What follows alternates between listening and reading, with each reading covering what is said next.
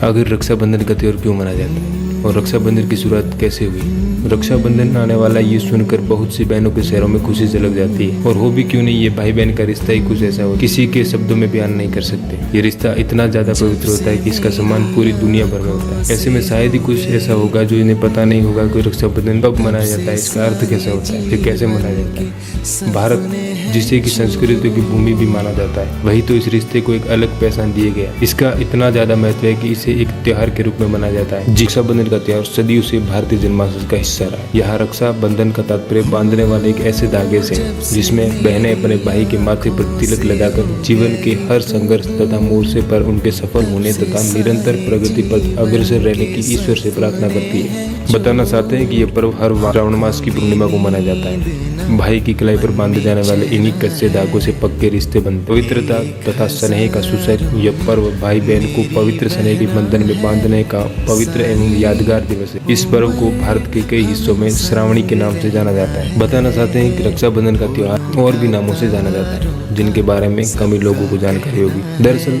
रक्षाबंधन को पश्चिम बंगाल में गुरु महापूर्णिमा, दक्षिण भारत में नारियल पूर्णिमा और नेपाल में इसे जैनिक पूर्णिमा के नाम से जाना जाता है। रक्षाबंधन मनाए जाने के संबंध में अनेक पौराणिक एवं ऐतिहासिक प्रसंगों का उल्लेख मिलता है। कहा जाता है कि देवराज इंद्र बार बार राक्षसों से परास्त होते रहे। वे हर बार राक्षसों के हाथों देवताओं की हार से निराश हो गए। इसके बाद इंद्राणी ने कठिन तपस्या की और अपने तपोबल से एक रक्षा सूत्र तैयार किया। यह रक्षा सूत्र इंद्राणी ने देवराज इंद्र की कलाई पर बांधा। तपोबल से युक्त इस रक्षा सूत्र के प्रभाव से इंद्र देवता इंद्रराज राक्षसों को परास्त करने में सफल हुए। तब से रक्षाबंधन पर्व की शुरुआत हुई। एक उल्लेख यह भी है कि भगवान विष्णु ने वामन अवतार लेने के बाद ब्राह्मण का वेश धारण कर अपनी दानशील प्रवृत्ति के लिए तीनों लोकों में प्रसिद्ध राजा बलि से 3 पग भूमि दान में मांगी। बलि की मांग स्वीकार कर लिए जाने पर भगवान वामन ने अपने पग से संपूर्ण पृथ्वी को नापते हुए बलि को पाताल लोक भेज दिया। कहा जाता है कि उसी की याद में रक्षा पर्व मनाया जाता है। रक्षाबंधन पर्व से ऐतिहासिक प्रसंग भी जुड़े हैं। ऐतिहासिक दृष्टि से इस पर्व की शुरुआत मध्यकालीन युग में मानी जाती है। भारतीय इतिहास ऐसे प्रसंगों से भरा पड़ा है जब राजपूत योद्धा अपनी जान की बाजी लगाकर युद्ध के मैदान में जाते थे। उनके देश की बेटियां उनकी आरती उतार कर कलाई पर रक्षा सूत्र बांधा करती थी।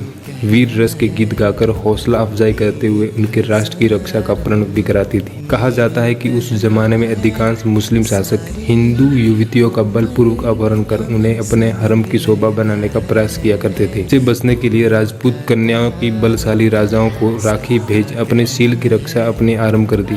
इस परंपरा ने रक्षाबंधन का रूप ले लिया। वही चित्तौड़ की महारानी कर्मावती का प्रसंग तो इस संबंध में विशेष रूप से उल्लेखनीय है। कहा जाता है कि जब गुजरात के शासक बहादुर शाह ने चित्तौड़ पर आक्रमण कर दिया तो महारानी कर्मावती ने बादशाह हुमायूं को राखी के धागे में रक्षा का पैगाम भेजा। अपना भाई मानते हुए उसने अपनी सुरक्षा की प्रार्थना की। बादशाह हुमायूं जब रक्षा सूत्र और संदेश पाकर भाव विभोर हो गया और अपनी इस अनदेखी बहन के प्रति अपना कर्तव्य निभाने तुरंत अपनी विशाल सेना लेकर चित्तौड़ की ओर रवाना हो गए। लेकिन जब तक चित्तौड़ पहुंचे तब तक महारानी कर्मावती और चित्तौड़ की 1000 वीरांगनाओं ने अपने शील की रक्षा करते करते अपने शरीर की अग्नि में आहुति दे चुकी थी। उसके बाद हुमायूं ने महारानी कर्मावती की सीता के राग से अपने माथे पर तिलक लगाकर बहन के प्रति अपने कर्तव्य का निर्वहन करने के लिए जो कुछ किया वह इतिहास के पन्नों पर स्वर्णाक्षरों में अंकित हो गया तथा इसी के साथ रक्षाबंधन पर्व के इतिहास में एक अविस्मरणीय अध्याय भी जुड़ गया। इस ऐतिहासिक घटना के बाद ही यह परंपरा बनी कि कोई भी महिला या युवती जब किसी व्यक्ति को राखी बांधती है तो वह व्यक्ति उसका भाई माना जाता है।